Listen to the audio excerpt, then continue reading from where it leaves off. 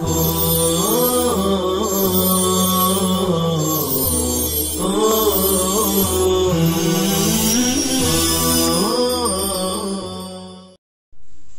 اللہ الرحمن الرحیم۔ الترغیب فی النکاح۔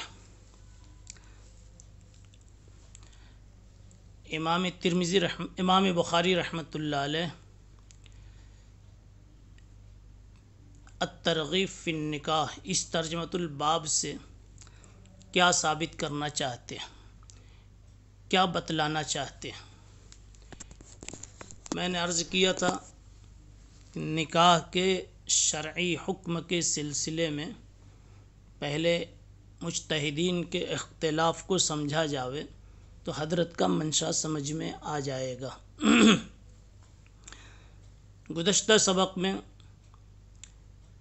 یہ عرض کیا گیا کہ حضرات مجتہدین کے درمیان نکاح میں کے مسئلے میں اختلاف ہے، واجب ہے یا سنت ہے۔ عام حالات میں نکاح سنت ہے جیسا کہ جمہور نے کہا، واجب ہے جیسا کہ ظاہریہ وغیرہ نے کہا۔ اب لیجئے آج کا یہ ترجمہ اس اختلاف کے آئینے میں دیکھیے۔ حضرت فرماتے الترغیب فی النکاح، نکاح کی ترغیب دینے کا بیان۔ اندازہ ہو رہا ہے کہ حضرت نکاح کو واجب کہنے والوں کا ساتھ نہیں دے رہے، ان کی تائید نہیں کر رہے، بلکہ جمہور کی طرح حضرت بھی نکاح کو عام حالات میں سنت ہی قرار دے رہے ہیں، اسی لیے لفظ ترغیب استعمال فرما رہے ہیں۔ اور آپ کو یاد ہوگا کہ گزشتہ سبق میں واجب کہنے والوں کا پہلا استدلال تھا فَانْكِحُوا مَا طَابَ لَكُم مِّنَ النِّسَاءِ والی آیت سے۔ سورہ نساء کی اس آیت سے فَانْكِحُوا صیغہ امر سے ان کا استدلال تھا، لیکن اس استدلال کا جواب آپ کے سامنے پیش کیا گیا کہ اس آیت میں امر کا صیغہ وجوب کے معنی میں نہیں ہے، اور وجوب کے معنی میں اس وقت ہوتا ہے جب کہ کوئی دوسرا قرینہ نہ ہو، اور یہاں آیت کے پچھلے ٹکڑے سے قرینہ ملتا ہے کہ یہاں نکاح واجب نہیں کیا جا رہا ہے، بلکہ یہ کہا جا رہا ہے کہ اگر تم یتیم لڑکیوں کے سلسلے میں ان کو شادی میں رکھ کر انصاف نہیں کر سکتے ان کی ملکیتوں کے بارے میں، تو ایسی یتیم لڑکیوں کی کہیں اور شادی کر دو، تم خود نہ کرو، تمہارے لیے تو بہت سی لڑکیاں ہیں، بہت سی عورتیں ہیں، فَانْكِحُوا مَا طَابَ لَكُم، جو پسند آئے ان سے کر لو۔ پتہ چلا یہاں جواز کو بتانا تھا، نہ کہ وجوب کو۔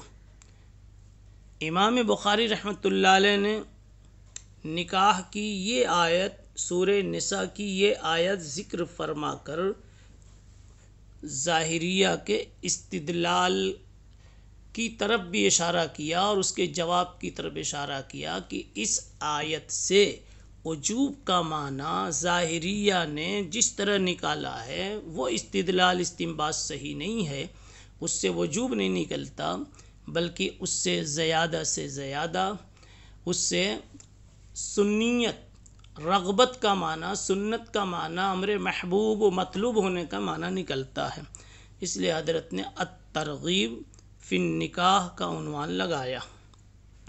اب روایت دیکھیے، بہ قال حدثنا سعید بن ابی مریم قال اخبرنا محمد بن جعفر قال اخبرنا حمید بن ابی حمید الطویل انه سمع انس بن مالک رضی اللہ تعالی عنہ یقول۔ روایت کا حاصل یہ ہے، پہلے روایت کا حاصل سمجھ لیں، پھر سرسری طور پر آپ اس پر ایک نگاہ بھی ڈال لیں تطبیق کے لیے تو روایت مع ترجمہ مستحضر ہو جائے گی۔ حضرت انس بن مالک رضی اللہ تعالیٰ عنہ راوی ہیں کہ 3 آدمی ازواج مطہرات کے گھر پہنچے، نبی پاک صلی اللہ علیہ وسلم کی عبادتوں کے متعلق معلومات لینے کے لیے۔ جاء ثلاثۃ رہط الی بیوت ازواج النبی صلی اللہ علیہ وسلم یسألون عن عبادت النبی صلی اللہ علیہ وسلم۔ صحابہ کرام کو شوق ہوا، ہمیں معلوم ہو کہ اللہ کے نبی صلی اللہ علیہ وسلم عبادت کتنی کرتے تھے۔ اصل بات یہ ہے کہ پہلے گھروں میں عبادت کرنے کا معمول زیادہ تھا، اور آج بھی یہی حکم ہے کہ نوافل جس قدر ہو سکے گھر کے اندر میں پڑھی جاویں۔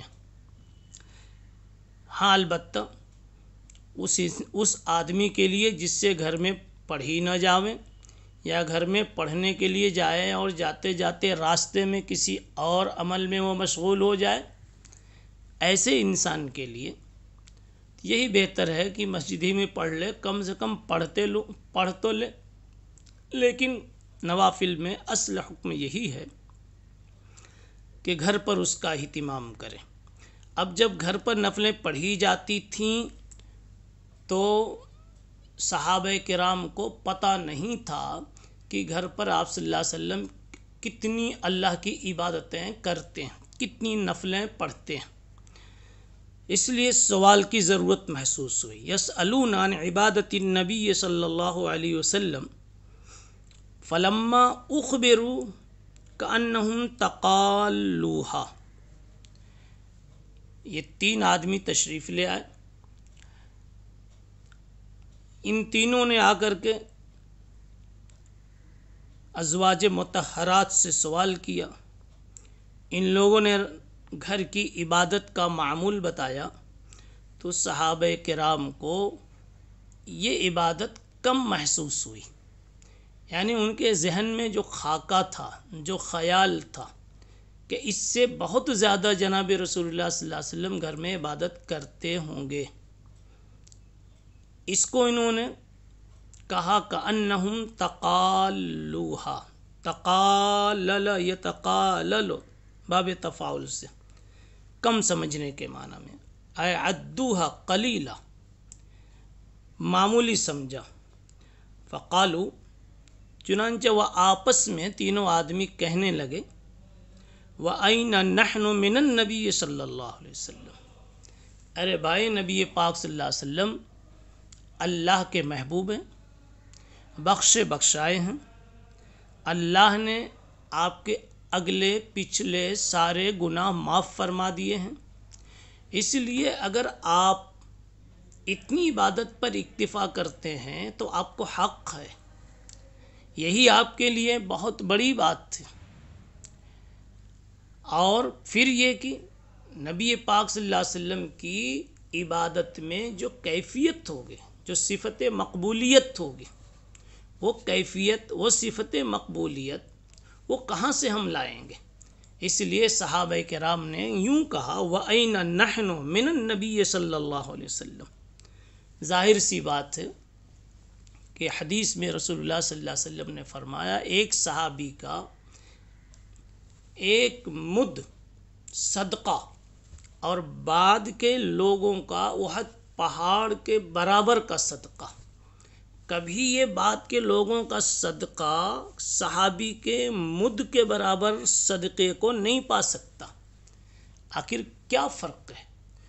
جو مقبولیت عند اللہ صحابہ کرام کو نصیب ہے، جو محبوبیت نصیب ہے، اور ان کے اعمال میں جو وصف قبولیت موجود ہے، وہ امت کہاں سے لائے گی؟ صحابہ کرام کا، ان تینوں حضرات کا اسی انداز و معیار پر یہ سوچنا تھا کہ نبی پاک صلی اللہ علیہ وسلم میں جو صفت محبوبیت ہے، جو وصف مقبولیت ہے، اور آپ کے اعمال میں جو جان ہے، جو اخلاص کی شان ہے، وہ ہم کہاں سے لائیں گے؟ اس لیے ہم اتنے سے عمل کو سوچ کر اتنے ہی پر ہم اکتفا کریں، یہ غلط ہے، ہمیں تو اس سے زیادہ کرنا چاہیے۔ اس کے لیے انہوں نے کہا وَأَيْنَ نَحْنُ مِنَ النَّبِيِّ صلی اللہ علیہ وسلم قد غفر اللہ له ما تقدم من ذنبه وما تأخر۔ اللہ تعالیٰ نے آپ کے اگلے پچھلے سارے گناہوں کو معاف فرما دیا۔ ہاں، ہماری تو کوئی گارنٹی نہیں۔ صحابہ کرام وہ تینوں کہنے لگے ہماری مغفرت کی تو کوئی گارنٹی نہیں، اور نبی پاک صلی اللہ تعالیٰ علیہ وسلم کی مغفرت کا تو قرآن مجید میں اعلان ہو چکا ہے۔ قال احدہم، اس لیے ان تینوں حضرات نے اپنا اپنا ایک پلان بنایا اور وہیں اس کا اظہار فرمایا۔ ایک صحابی کہنے لگے ان میں سے اما انا فانی اصلی اللیل ابدا، میں تو پوری رات نماز پڑھوں گا، یعنی میں پڑھتا ہی رہوں گا۔ اصلی اللیل ابدا، بعض جگہوں پر ہے فلا ارقد، میں نماز پڑھوں گا، رات میں سونا پسند نہیں کروں گا۔ اور دوسرے صحابی نے کہا انا اصوم الدہر ولا افطر، میں ہمیشہ پورے سال روزہ رکھوں گا، کبھی بھی دن میں کھانا نہیں کھاؤں گا۔ اور تیسرے نے کہا انا اعتزل النساء فلا اتزوج ابدا، میں شادی کے رشتے کے بکھیڑے سے، ازدواجی رشتے کے جھنجھٹوں سے اور ان کی مشغولیتوں سے اپنے کو دور رکھوں گا، کبھی بھی شادی نہیں کروں گا، عورتوں کے قریب نہیں جاؤں گا۔ اتنے میں جناب محمد رسول اللہ صلی اللہ علیہ وسلم تشریف لے آئے اور فرمایا انتم الذین قلتم کذا و کذا۔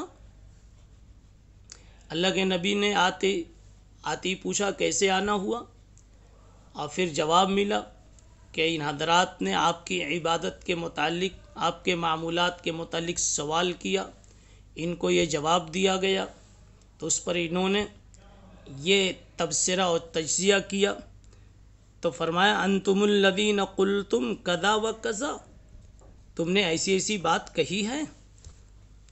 اب اس کے بعد فرمایا سنو اما واللہ انی لاخشاکم للہ واتقاکم لہ، میں اللہ کی قسم تم میں سب سے زیادہ اللہ سے ڈرنے والا ہوں، اور اللہ کی نگاہ میں، بارگاہ میں سب سے زیادہ تقوی والا، بچ کر احتیاط سے جینے والا ہوں۔ بعض روایتوں میں واللہ انی لاخشاکم للہ وعالمکم باللہ کے الفاظ وارد ہیں، میں تم میں سب سے زیادہ اللہ سے ڈرنے والا ہوں، اور اللہ کو اور اللہ کے مزاج کو اور اللہ کے منشا کو سمجھنے والا ہوں، اللہ کی سب سے زیادہ معرفت رکھنے والا ہوں۔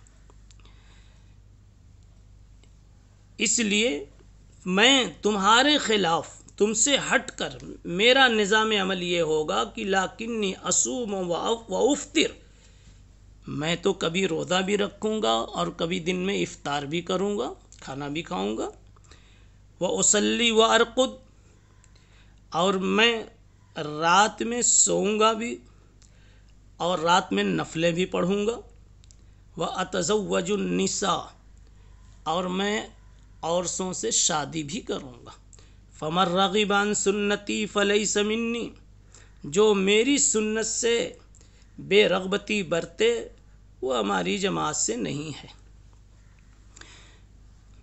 یہ اس حدیث کا خلاصہ آپ کے سامنے آیا۔ اس میں ایک بات قابل توجہ ہے، یعنی قابل تشریح ہے۔ 3 آدمی یہ جو آئے تھے، یہ کون لوگ تھے؟ اللہ بھلا کرے اور رحم کی بارش کرے محدثین پر، رسول اللہ صلی اللہ علیہ وسلم کے ساتھ عشق کا حق ادا کر دیا۔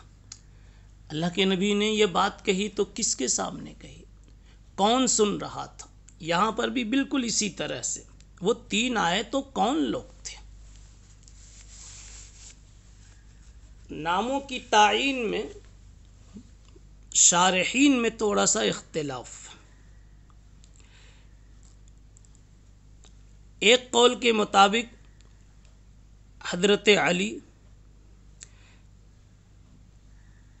عمرو بن العاص، عثمان ابن مظعون، یہ 3 آدمی یہ لوگ تھے۔ اور دوسرا قول یہ ہے کہ عمرو بن العاص کے بجائے عبداللہ ابن رواحہ تھے یا مقداد ابن الاسود تھے۔ بہرحال یہ 3 حضرات جو بھی ہوں، 3 حضرات تشریف لے آوے، لیکن حضرت عثمان ابن مظعون رضی اللہ تعالی عنہ کا جو نام ہے اس کے ساتھ حضرت عمرو بن العاص نہیں بلکہ عبداللہ ابن عمرو بن العاص ہیں۔ اس قول میں اور اس ترتیب میں ایک شبہ ہوتا ہے۔ اگر مانا جائے کہ حضرت عثمان ابن مظعون، عبداللہ ابن عمرو ابن العاص اور علی ابن ابی طالب، تو شبہ یہ ہوتا ہے کہ حضرت عثمان ابن مظعون رضی اللہ تعالی عنہ سن 2 ہجری میں دنیا سے چلے جاتے ہیں۔ مدینہ منورہ میں مسلمانوں میں سب سے پہلے انتقال حضرت عثمان ابن مظعون کا ہوا۔ چنانچہ حافظ ابن حجر نے الاصابہ فی تمہید الصحابہ میں لکھا، فہو اول من مات بالمدینۃ و اول من دفن بالبقیع، کہ سب سے پہلے مدینہ منورہ پہنچ کر جن کا انتقال ہوا، مدینہ منورہ میں جن کا انتقال ہوا اور جنت البقیع میں جو دفن ہوئے، وہ حضرت عثمان ابن مظعون رضی اللہ تعالیٰ عنہ۔ اور عبداللہ ابن عمرو ابن العاص رضی اللہ عنہ کے بارے میں آتا ہے کہ ان کی وفات کے بعد یہ مدینہ منورہ ہجرت کر کے پہنچ رہے ہیں، لہذا یہ بات مشکل لگتی ہے کہ آج کے قضیے میں جو سوال کرنے کے لیے پہنچ رہے ہیں تینوں حضرات، تو ان دونوں کا اجتماع ہوا ہو۔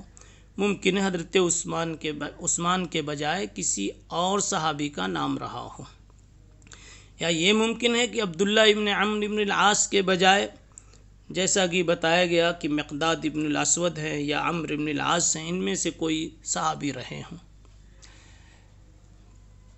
ایک اور ٹکڑا آپ نے فرمایا، وہ بھی قابل تشریح ہے۔ فرمایا، میں تم میں سب سے زیادہ اللہ کے منشا اور مزاج کو جاننے والا اور سب سے زیادہ میں اللہ سے ڈرنے والا ہوں۔